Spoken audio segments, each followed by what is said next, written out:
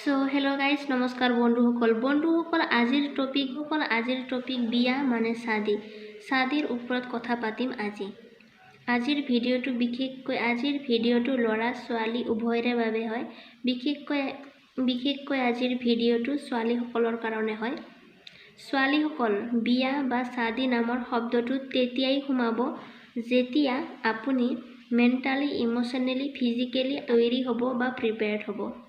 বিয়া বা শাদী নামৰ শব্দটোৰ সোমাৱাৰ আগতে নিজক বুজি লওক নিজক জানক প্ৰথমতে যেতিয়া আপোনাৰ অনুভৱ হ'ব যে আপুনি এতিয়া বিয়া বা শাদী নামৰ শব্দটোৰ লগত